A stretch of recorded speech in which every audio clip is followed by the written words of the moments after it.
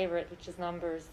In the briefing earlier today, a senior State Department official basically said a majority of the Afghan SIV applicants were still in Afghanistan. So based on your commitment to get them out, surely you do have an estimate or a number how many people they are. Can you give a rough number? Tens of thousands, thousands, close to 100,000? So I can give you a little more specificity, but let me just explain why we're not yet in a position to provide a firm number.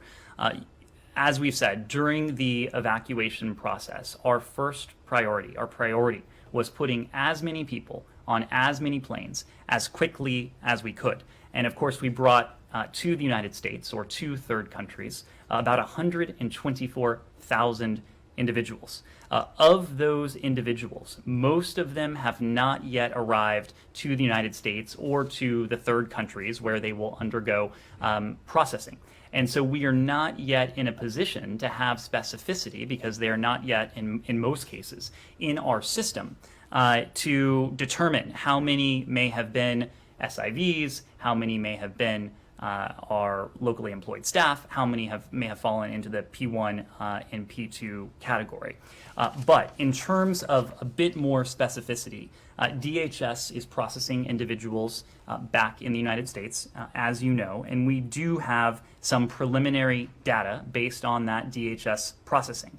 Since August 17th and through August 31st at midnight Eastern Time, 31,107 people have arrived to the U.S. as part of this operation.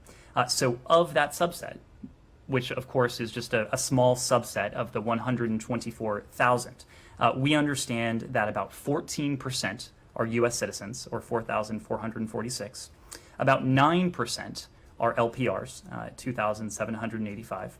And the remaining 77%, 23,876 individuals, are Afghans at risk. And of course, falling into that category are SIVs, other visa holders, P1, P2 referrals, and perhaps others as well. So it is fair to say that the vast majority of individuals who were evacuated as of August 31st fall into the category of Afghans at risk, and many of them will be SIVs. I should also hasten to add that the U.S. citizen figure here, the 14%, that's 4,446.